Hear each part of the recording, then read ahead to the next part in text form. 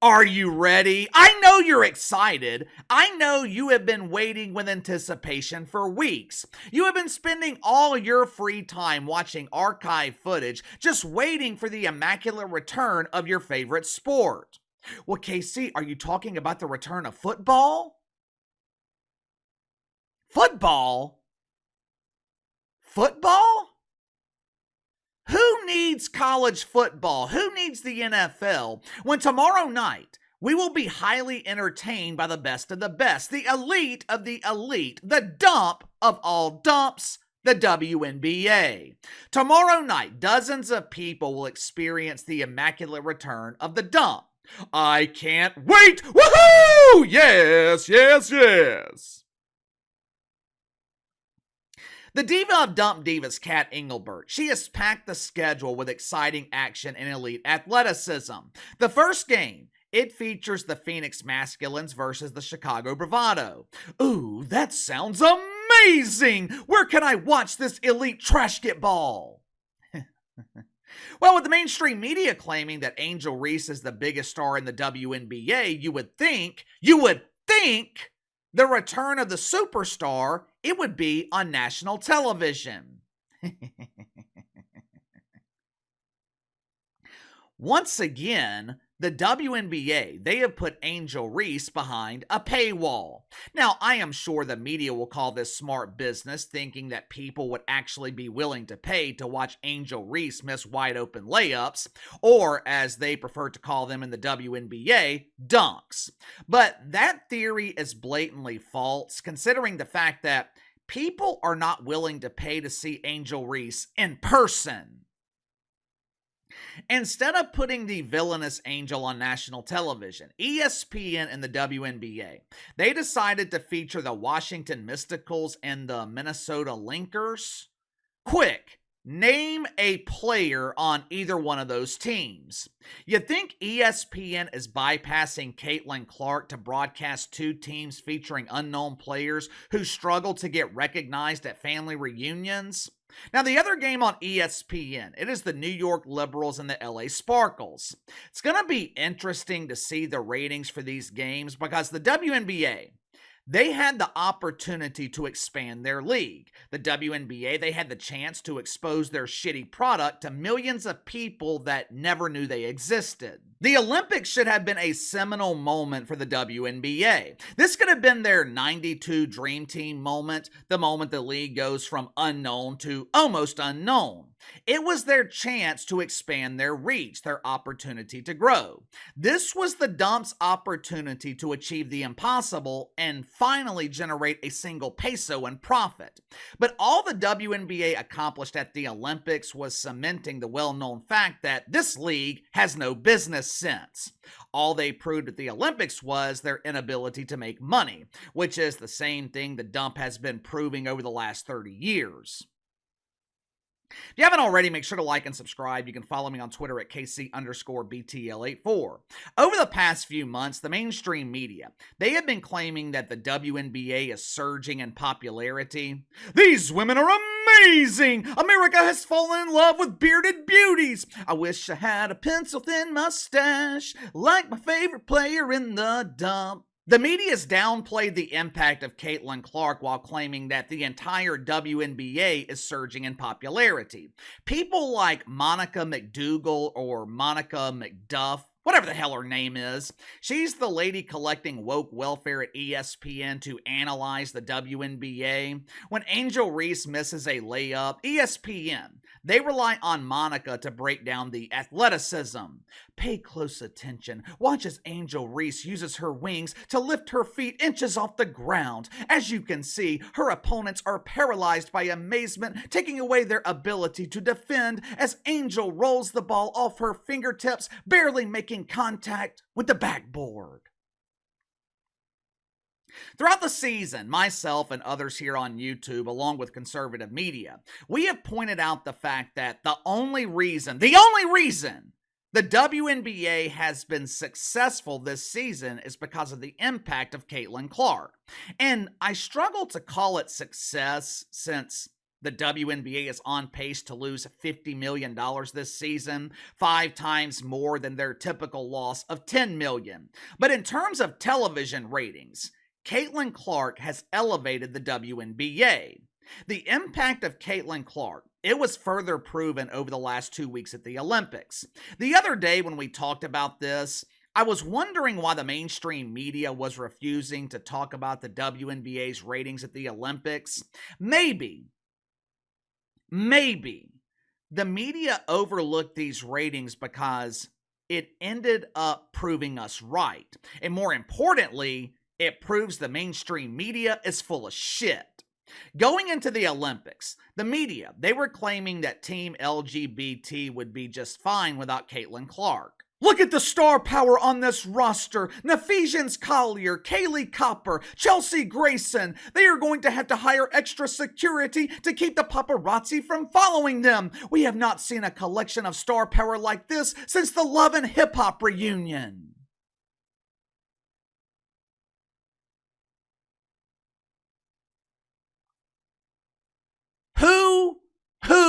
And who?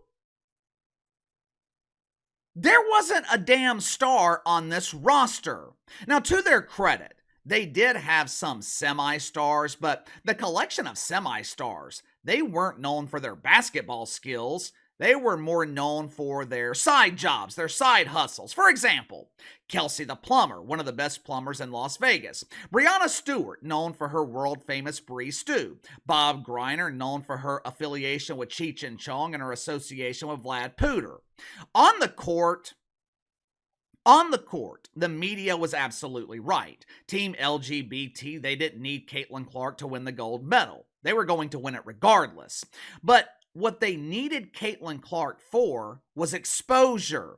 Like I've told you guys before, I think Caitlin Clark was left off the Olympic team because veteran players competing in their last Olympics, they didn't want Caitlin Clark taking away their spotlight. For players like Donna Taurasi and Bob Griner, this was their last Olympics. By the time 2028 gets here, Donna, she might be a grandmother. Bob might be a grandfather.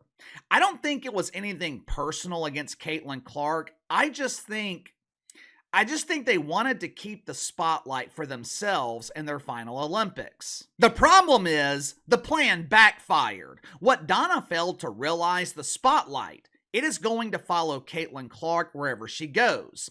This past weekend, instead of people paying attention to Team USA winning the gold medal, they were focusing on Caitlin Clark arm wrestling Aaron Judge. Over the past 2 weeks, Team WNBA dominated the competition and no one noticed. NBC averaged over 30 million viewers for the Olympics. The real superstars from the NBA, they drew over 20 million for their gold medal game. The U.S. women's soccer team, which has struggled in recent years because they had a plague on the roster, this was the first time in over a decade that the inspiration of prepubescent boys was not representing America at the Olympics. Guess what happened once Megan Rapinoe was off the team? Just take a wild guess.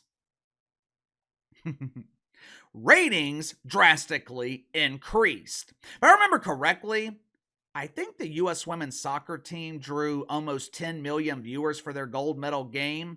Damn near every event at the Olympics this year saw drastic increases in ratings. Now, I think part of the reason for that is people needed a distraction. They needed something to be happy about.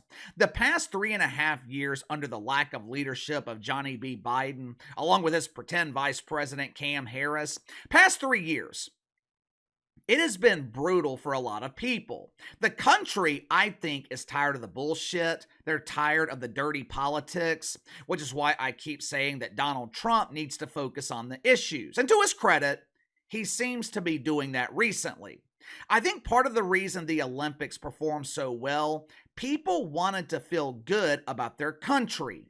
Damn near every event at the Olympics saw massive increases in ratings. Everything except the WNBA.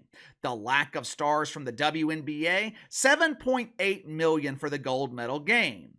Well, Casey, what the hell are you talking about? That number is great! Yeah, that number would be great for the WNBA finals.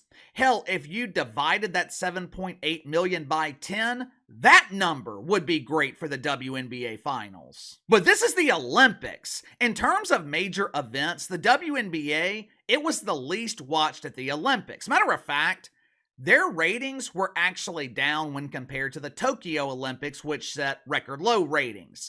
3 years ago, gold medal game for the WNBA, 7.9 million. This was the least watched gold medal game for the women this year in almost 20 years. Team LGBT was so irrelevant, even the woke media was speculating about the 2028 roster seconds after they won the gold medal. Just think about how differently things could have been if egos were set aside and Caitlin Clark was on the roster. I'll be honest with you. If Caitlin Clark was on this team, I think they could have competed with the men. I think they could have drawn 20 million for the gold medal game. That's how big of a superstar Caitlin Clark is. You miss the opportunity to expose your league to potentially 20 million people. Someone please make it make sense. Now that the WNBA is restarting, the media, they are going to regurgitate this debate for Rookie Dump Diver of the Year. The media is going to pressure the WNBA to give the award to Angel Reese. The same Angel Reese who can't make a fucking layup. The same Angel Reese who is making 13% of her shots from 5 or so feet away from the basket. You don't take my word for it, check it out for yourself. I'll play some of these Angel Reese highlights while we continue. It is going to be a monumental mistake if the WNBA bypasses Caitlin Clark and gives Angel Reese the award for Rookie of the Year. One of two things could happen. This could further galvanize support for Caitlin Clark. This could turn her into the ultimate victim in the eyes of her fan base. Or this could piss people off and turn them against the WNBA. Is it really worth the risk? Is it really worth the risk to piss off fans of Caitlin Clark just to appease the spankers and the woke media? Not to mention the fact Caitlin Clark deserves to win this award. Hell, she should be named MVP of the entire league. To hell with what she has accomplished on the court. Just think about what MVP means. Most valuable player. Name another player in the WNBA that is more valuable than Caitlin Clark. Name one. Anyway, give me your thoughts on this. The impact of Caitlin Clark further proven at the Olympics. Without Katie Rue, the so-called stars in the WNBA failed to draw an audience. What do you think would happen if Angel Reese wins Rookie of the Year? Could it backfire on the WNBA? Will it piss off people to the point that they quit watching the league? Or will it further galvanize support for Caitlin Clark? Let me know. Sound off in the comments below. Like, subscribe, share the video. Appreciate your support. Best way to contact me is by email at btlkc84@gmail.com, and I'll see you guys later.